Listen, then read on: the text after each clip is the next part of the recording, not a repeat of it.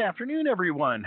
Hello, my name is Rich Lungo, and I'll be your host for today's Flycast Partners webinar. I want to thank you for joining us for Are You Getting the Most Out of Your Cherwell ITSM Tool? Today, our presenter is going to be Flycast Partners' very own Kyle Hamilton. And Kyle Hamilton is one of our senior SEs and been in the IT industry for well over 20 years. And Kyle will be taking your questions today throughout this webinar. So please type those questions in the Q&A section of this WebEx, and we'll get as many of them answered in the time allocated as possible. Before we get started, Kyle, let me introduce our organization.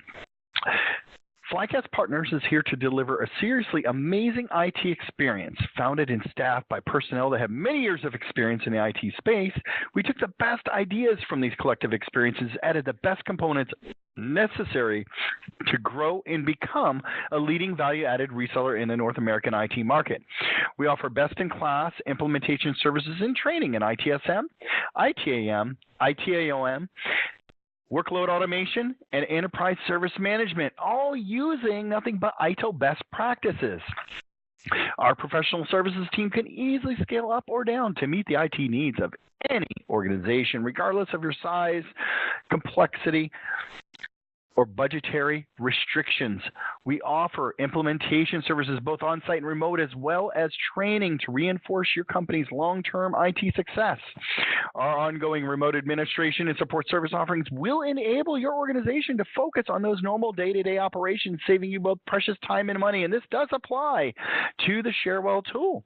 I encourage you to give us a call at 844-FLYCAST, that's 844-359-2278, or visit us on our website at www.flycastpartners.com. As you can see, we have a variety of webinars for you to attend and sign up for and share with your coworkers or colleagues. We have various training opportunities coming up. We have white papers and data sheets and all kinds of useful information that I encourage you to take advantage of. Once again, I'd like to remind you to please type your questions in the Q&A section of this WebEx, and we'll make sure we try and get through as many of them as the time that is allocated for today's presentation. And without further delay, I'm going to turn this over to none other than Kyle Hamilton. Thank you very much, Rich. Can you hear me okay? I hear you fine, and we had a few technical difficulties, and I think we got through them, so I'm happy that you were able to make it. All right, excellent. Okay, well, welcome everybody. In the time we have, I wanted to talk about really one core idea, or one main idea, and that's kind of being able to expand your use of the Cherwell application.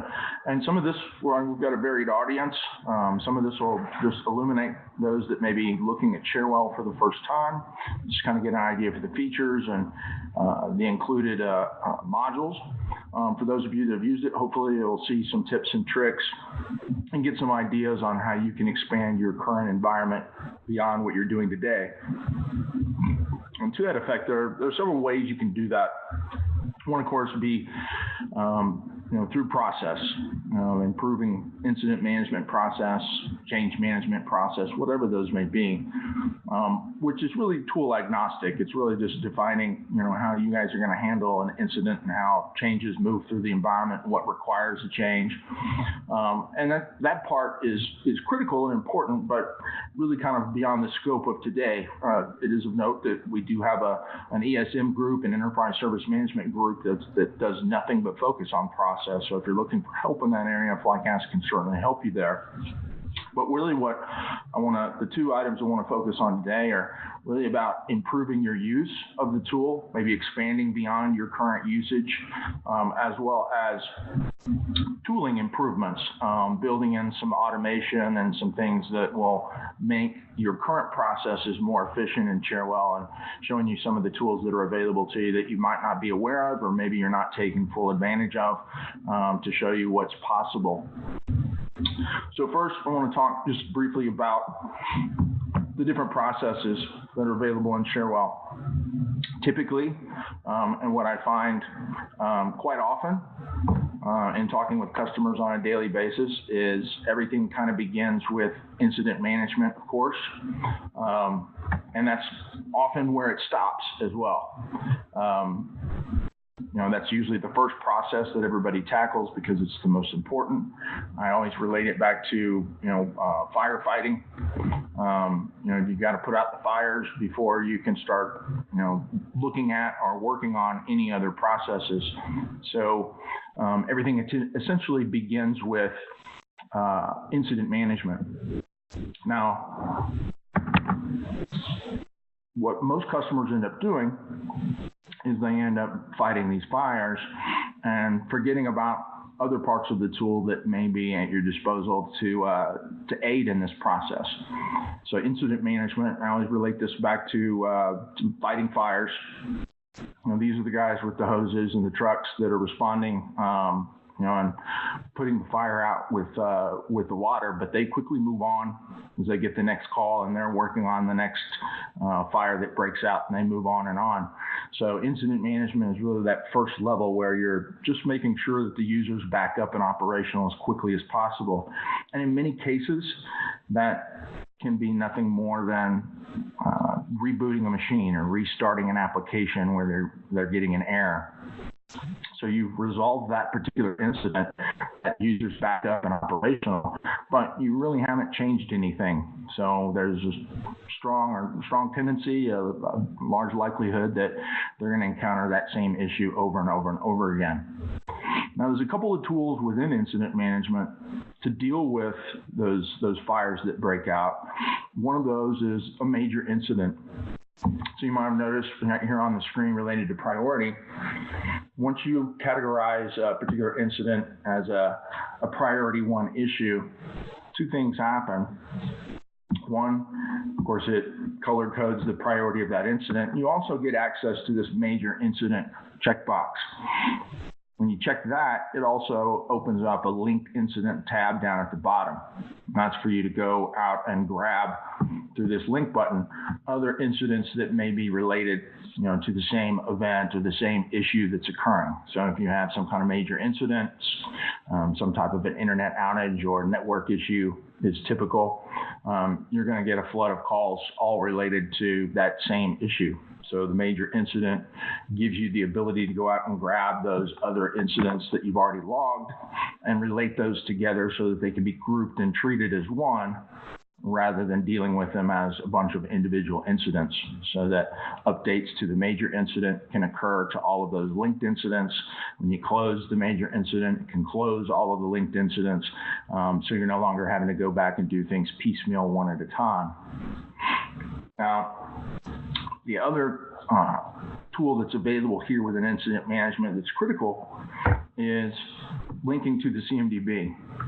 And this is the piece that a lot of users don't get to this point. If they're doing asset management or tracking assets in this, or configuration items in the CMDB, it's typically a completely separate process. Somebody's managing the assets, you're doing incident management, but the two never really meet. What really provides advantage in incident management is when you start relating assets to every record that gets created within Cherwell. And that's ultimately the goal, is everything that you do in Cherwell, whether it be an incident, a problem, a change, a task that's being assigned, is tied back specifically to a item or asset in that CMDB. That gives you the ability to pull history and reports on those assets so you can see which ones are causing the most problems. It also gives you the ability to dive back into that CMDB and look at related data. And this is critical and kind of underpins every process within Cherwell or any service management tool. The CMDB is there in regards to incident management for troubleshooting, so that this is your subject matter expertise that you're making available to your frontline staff that might not otherwise have this information available. Typically, out of a graph like this, you have information from network engineering, you've got server admins and application specialists. typically a room full of people that are required to provide this kind of detail, but instead be able to have that built into the CMDB so that now you can provide that subject matter expertise right to the frontline staff so that they don't have to call on or rely upon those second level or third level engineers or analysts to be able to provide that information. So it can speed the troubleshooting process greatly and allow you to resolve a lot higher percentage of issues without having to escalate to those other teams, simply by taking that expertise and that information related to these devices and pushing that down to the first level so that they can use this information hopefully to better understand how the environment's configured and set up, as well as be able to help point that user to a potential source of their problem, whether it be something local to their device, or even more important, to be able to identify whether that is a local problem or something that's further upstream. And maybe this is about to be a major incident that is going to require a lot more phone calls that are going to come rolling in as other people start to experience that particular outage. And sometimes it's very difficult to, you're going to log maybe 10, 20, 30 incidents before you realize that something's going on. Now, there's always the question of what's the difference between a major incident identified here and then a problem, which you see down here on the problem tab, just at the bottom of this incident form. So the major incident is really designed to be a crisis management tool. And it's just a tool that's there to help you deal with all of those incoming calls, that flood of calls that comes in when a major incident occurs. So once you've dealt with that crisis, once you've quelled that fire, what typically happens or needs to happen is you want to take the incident, and that major incident or otherwise, and turn that over to the problem management team so that they can do the root cause analysis. And going back to my analogy, these would be the fire and the arson investigators that come in after the fire's been put out. So the fire's out, but now they need to figure out why it happened, what caused it. Was it an electrical spark? Did somebody leave an open flame, burning, candle burning, next to a curtain? That's what we're doing in problem management, is trying to figure out why this occurred. So we know we've had a major incident.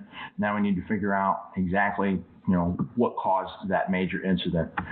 And that's at the point that we launch into problem. And this is something that is often skipped and is really a critical process in the ITIL framework. And that what tends to happen is if you skip this particular piece, you get very, very good at resolving those same incidents over and over and over again. So you get more efficient because you learn to identify them quickly. You've dealt with them hundreds of times, but because often it involves nothing more than a reboot or a restart of that application to get that user operational, and nothing's being changed, you just end up fighting those same fires over and over and over again. They keep breaking out. So here we want to figure out exactly why these things are occurring. So you take those incidents or that major incident, you turn it over to the problem management team to investigate and do that root cause analysis. And there's several tools in problem that aren't available to you in incident management by default and out of the box to help you deal with that problem as you're doing that root cause. One of those would be simply being able to take these problems that as they get identified and being able to publish those out to your users. So see, there's typically a little link, and I've got a remove link here now because I've got it published. If I want to put it out in the portal, you'll notice typically there's a publish link. So if there's something ongoing, something that's going to continue to affect users, you want to make them aware and help deal with that flood of calls, then having access to be able to automatically publish this information out to that customer portal is critical in helping you stem that flood of calls. Now, I also get the question all the time, how do we identify problems? Is there any way to automatically create problems or identify problems? And I work with not only Cherwell, but numerous support and service management tools. And you'll find some that have rudimentary attempts at automatically identifying problems.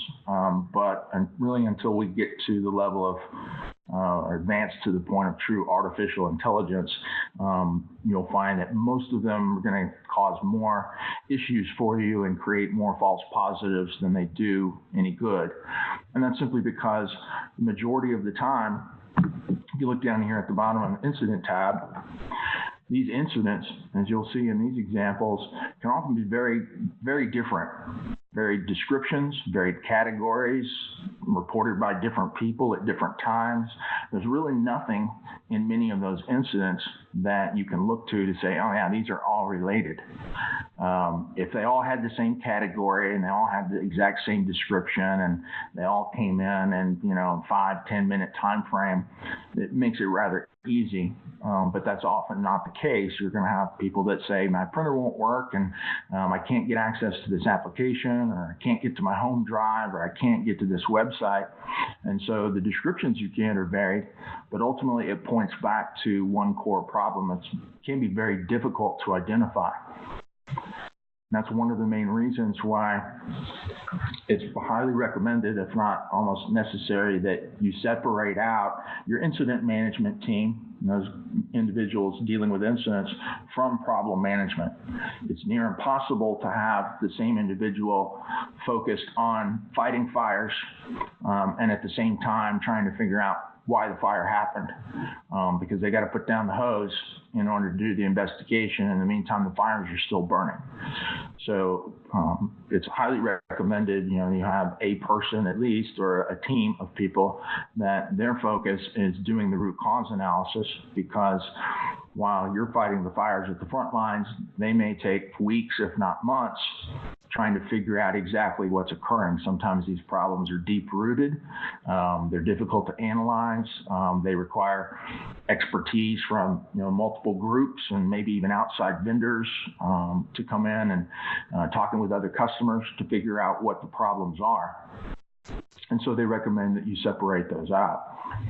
Another nice capability here in the problem management module is the ability to automatically take these problems as they're identified, and especially if you're working with something that's some kind of a known issue or error that you've dealt with repeatedly perhaps, and be able to publicize that or share that not only through the portal, but to be able to submit a Knowledgebase article so that you have an easy way to take this known error information. So if users had some alternative method of getting connection or getting access to that application, you can automatically click that button and publish a knowledge article so that it's immediately available the next time they go to that self-service portal, and it tells them exactly what's happening, exactly what's going on, and what that workaround is, so that when they hit that portal, not only can they see that information published in the portal that there's a known outage, but they get the ability to look at that KB article that tells them exactly what they can do in the meantime. Now, it's also important to note, when you're talking about linked incidents to a problem, you'll see down at the bottom that more often than not, and hopefully this is the case, a lot of those incidents will be closed. Some may be open, some may be closed.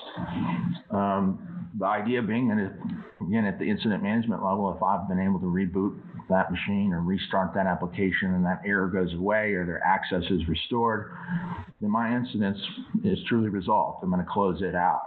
But again, it doesn't mean that the problem's gone away.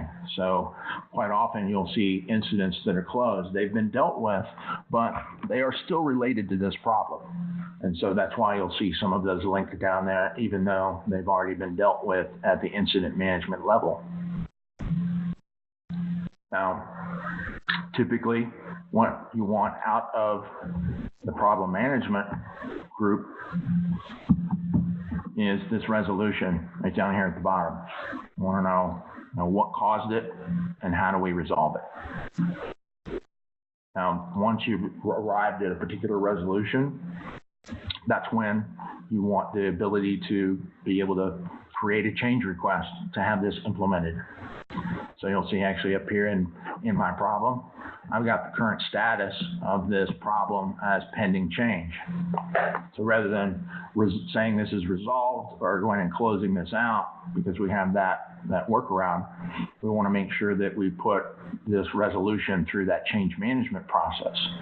So by putting it into a pending change state, you can have it automatically create that change request from that problem so that you have the ability to put it through its paces.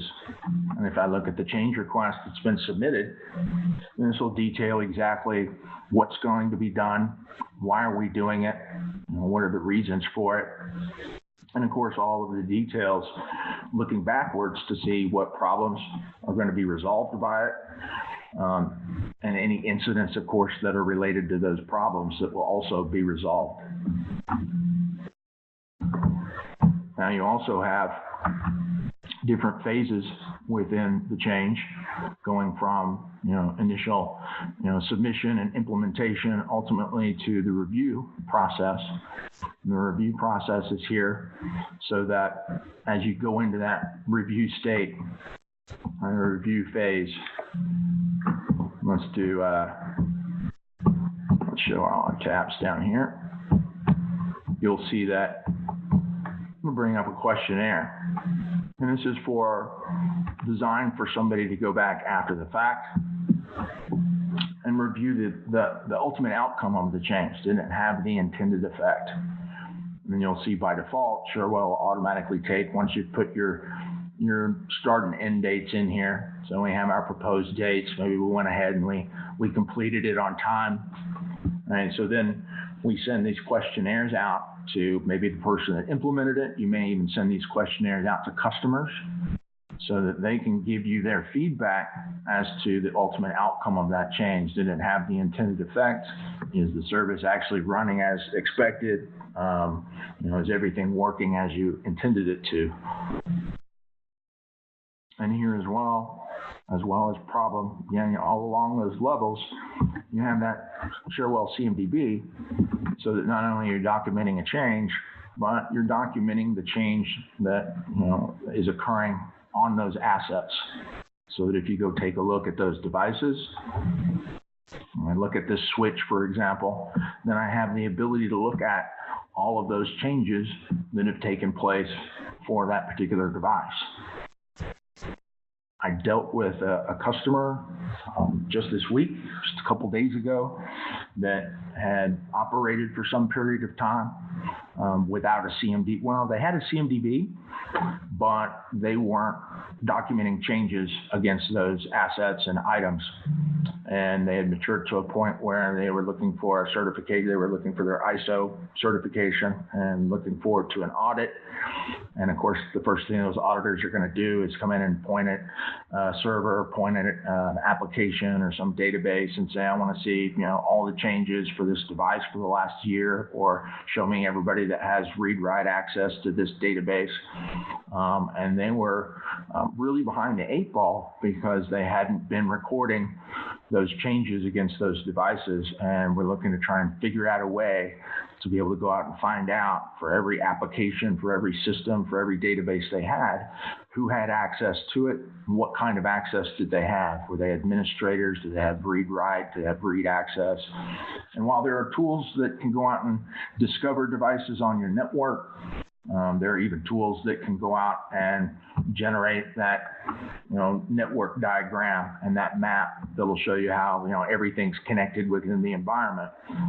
The one thing that they don't do is tell you who has access to that database and what kind of access do they have and when was that ID created. And unfortunately, after the fact, after years, that's going to involve a lot of manual effort to go back into individual logs and individual event viewers and pull that data back out and start recording it. And then they're going to need to put, a change management process in place. So ultimately, in terms of implementing these processes, I mentioned it starts with incident. The change management process really needs to be probably second Problem management is a nice to have, highly recommended for those that want to improve the incident management process. Because what you typically will find is the better job you do at problem management and eliminate those problems, which a lot of customers think it just sounds like extra work and it's something we don't have time for. But what ends up happening is you end up knocking off 30, 40, 50% of the incidents that the service desk is dealing with, because problem management and through the change management process, you're eliminating those problems from the environment. So rather than getting those repeated calls over and over at the incident management level to solve that same issue, those calls disappear entirely. And so through the problem management process, you're eliminating a large percentage of the work that occurs at the front lines through that incident management process.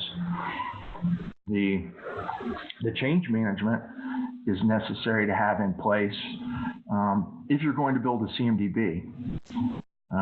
For the reason I just mentioned, if you've got a CMDB and you're managing assets, but you are not tracking changes against each of those assets or items in that CMDB, it will fall into a state of disrepair and inaccuracy very, very quickly, to the point where it simply can't be relied on.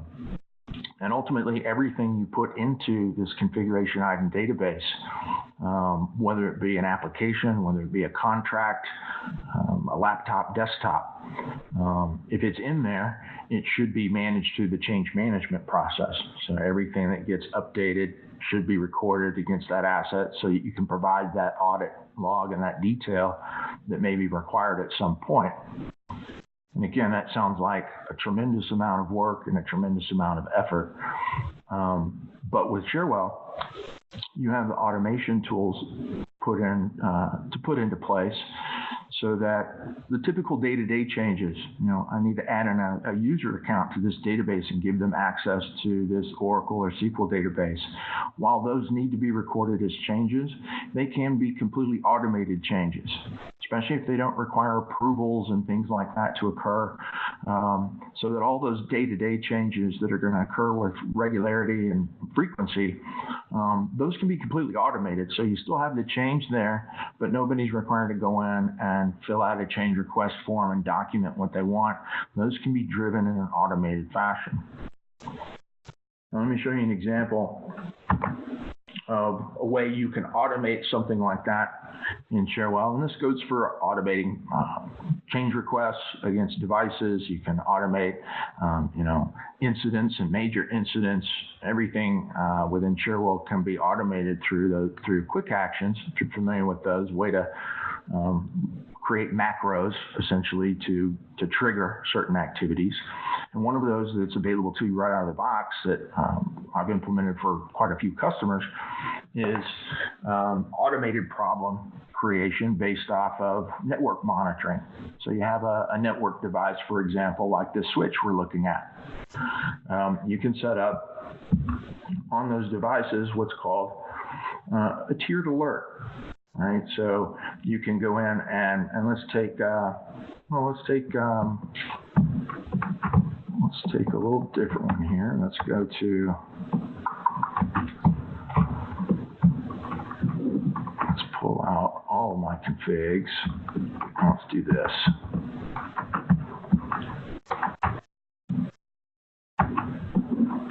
Let's go to config item here.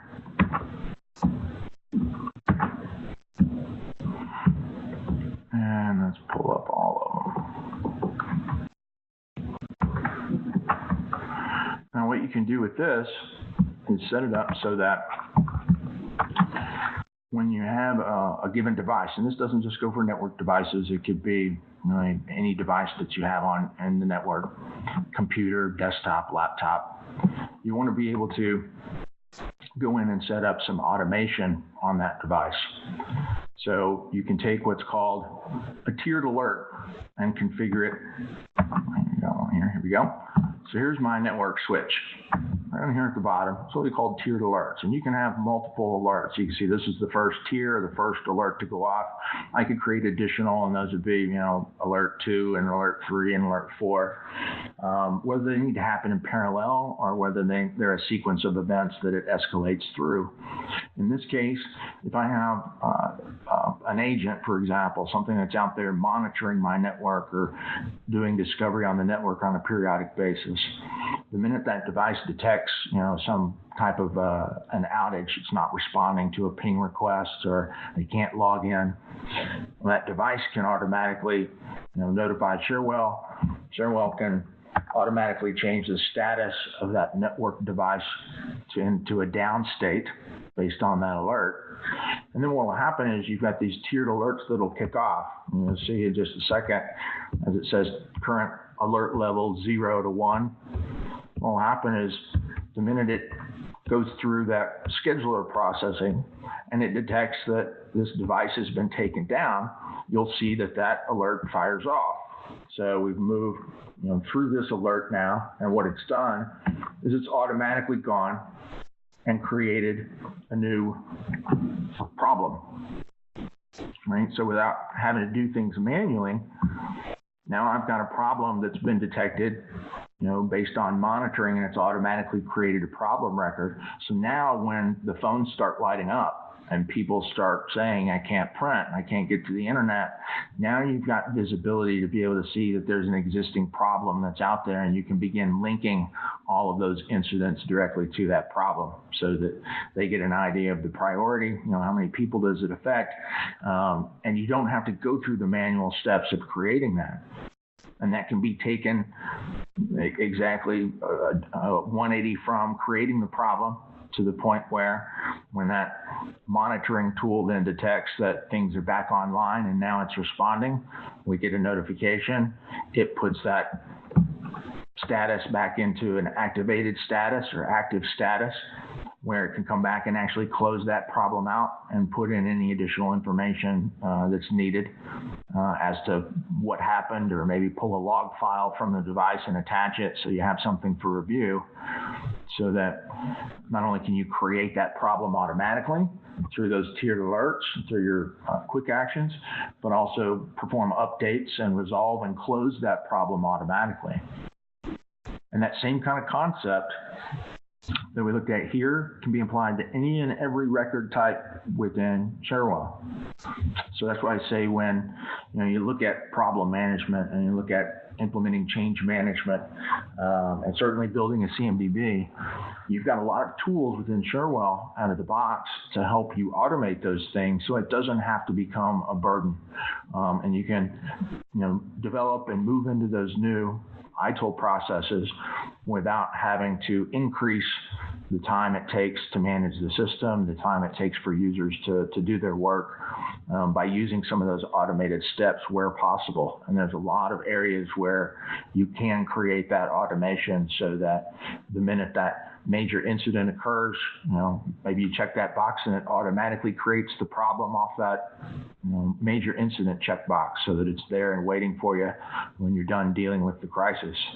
So you can do a lot of things with Cherwell to help you automate those steps so that implementing something in Cherwell doesn't mean that you're adding additional workload and it's going to take a tremendous amount of time to implement those tools.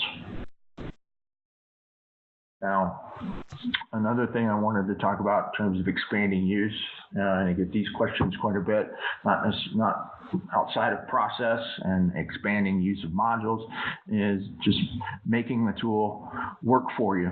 And a lot of times that has to do with, building the forms, building the interface. Quite often, if you're using the self-service portal, customers want updates, and you just simply don't have the time, don't have the tools. So I want to show you a tip and trick here for those that may be looking to do a refresh of the interface, and some ways you can do that, because it does require you, when you're building that self-service portal interface, to know a little bit about the Cherwell tools and how to build things. And ultimately, you have the ability to go in and use things that you're familiar with. I use PowerPoint quite often. You may be familiar with Photoshop. If you're into photo editing, Microsoft Publisher. There's all kinds of tools out there that will help you with graphic design that are geared towards graphic design, and in many cases are going to provide a lot more capability and options around design than what you have, built into Cherwell, simply because it's an IT service management tool, not a graphic design tool. It's got elements of that in here, but the concept is use what you're familiar with. You're not stuck having to build dashboards and having to build portals and interfaces inside of Cherwell. So what you could do, and what I've done with customers before, is simply go in your tool of choice and build that interface in Photoshop, build it in PowerPoint if that's what you're comfortable with. Go in and save that resulting portal or that dashboard image as a JPEG file or a PNG file. Bring it into Cherwell. Open up your create your new dashboard, and then go and select your graphic that you built.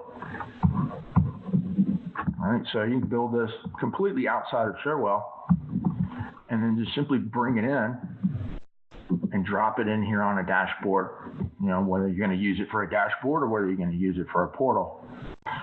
Now, I took an existing slide that I had to show for these purposes, but ultimately what you would do with something like this, and you'll kind of see an example right down here, is when you build your design in whatever tool you're using, so you're going to leave these cutouts or leave these windows, leave spaces where you're going to be able to insert your Cherwell elements into your JPEG file or your PNG file.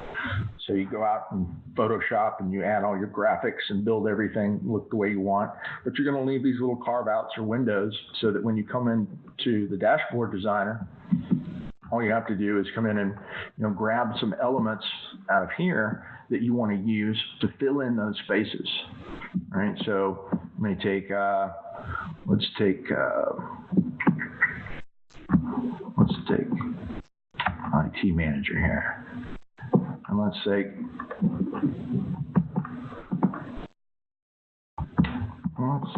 a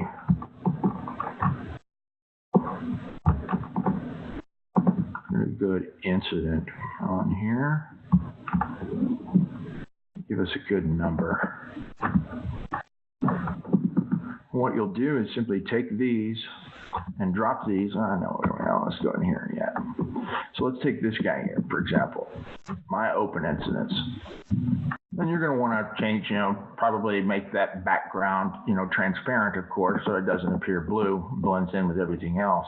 But the idea is that now, 90% of my graphic that I'm going to use for my design, I build in whatever tool I'm comfortable in, and leave those cutouts and windows in the dashboard so that when I bring it in, I can add my widgets and I can add my Cherwell elements to it, so that then I can roll out a portal that's going to display my statistics. It's going to display, open incidents or open tasks or, change requests to be reviewed. But you have the ability to go in and use something that you're very familiar with and maybe be able to snap a portal together with more advanced tools in many cases, if you're talking about things like Photoshop, to really add something that's going to appeal to the users. Because I find, more than anything, the look and feel of the interface is top priority for most. If it doesn't look good, the data that's in it doesn't really matter. Then they're not going to like it, and it doesn't matter what kind of information you show them. And I hear repeatedly from customers day in and day out, that the majority of their tickets are still created by phone calls and they're still created by incoming emails. They've got a portal, but it's simply not being used. And if it's not that, when you hear that, they'd love to have a self-service portal, but they just don't think they can get their users to go there versus, email and phone. And a lot of that has to do with portal design, making it not only appealing and look, like a modern application that they're used to for the phones or the tablets that they're getting every day, but also so that you have the ability to present meaningful information in a nice way. A lot of these things, and even mine here, you can see it looks fairly flat. Right? You want to make these go and get usually $25, $30. You grab a nice set of photo quality icons and graphics and backgrounds that you're not going to have out of the box, that are going to create a nice 3D dimensional effect to your portal so that it's not kind of flat and it's attractive, because you want to be able to drive them there. But when they get there, they need to like what they see, and they need to be able to get some good information out of it in order to wean them off of the emails and the other methods. Another good way, tip or trick for that is use your SLAs. I tell customers all the time, continue to take the emails, continue to take the phone calls, but if you've got that portal access, let them know that, hey, if you submit a ticket via the portal, it's going to go to the top of the queue. You're going to get resolved in an hour, let's say. If you shoot the email in, we'll still process the email, but the email resolution is going to take 2 hours, or it's going to take 3 hours.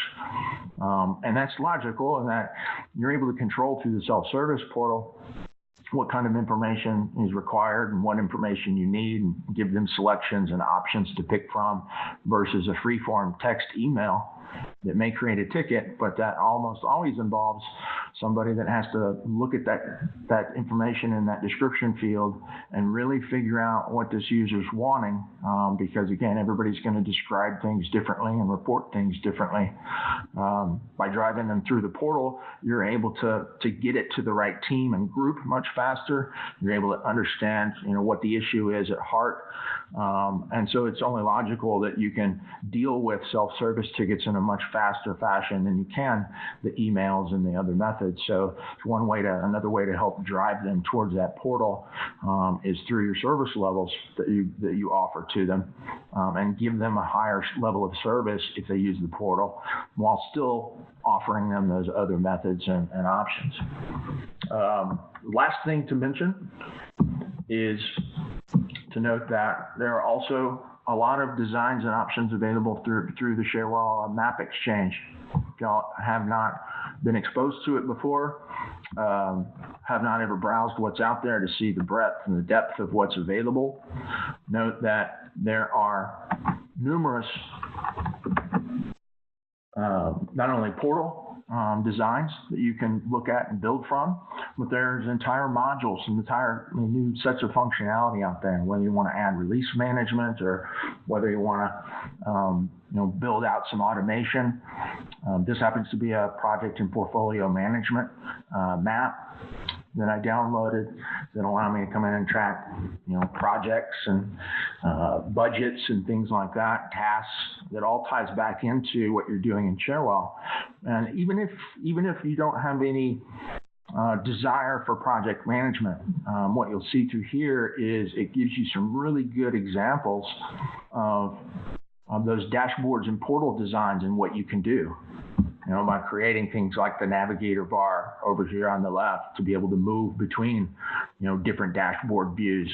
Kind of attractive way to build your dashboards for users, whether they're looking at a project, or they're looking at their incidents, or they're looking at changes.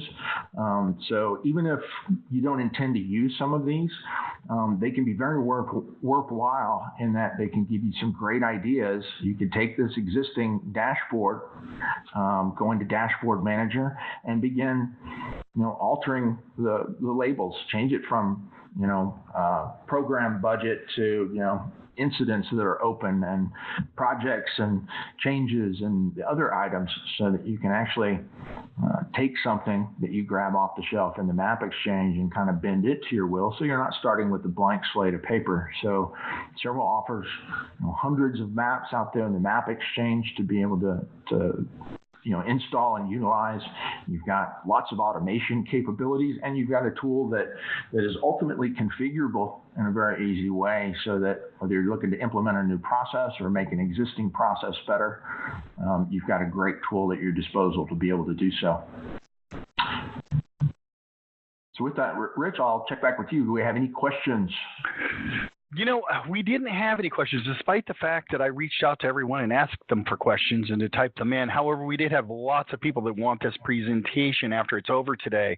I've already responded to a few of you. Those of you that are wanting a copy of this presentation, please email me directly at rich.longo@flycastpartners.com. That's rich.longo@flycastpartners.com, and we'll make sure you get a copy when it becomes available.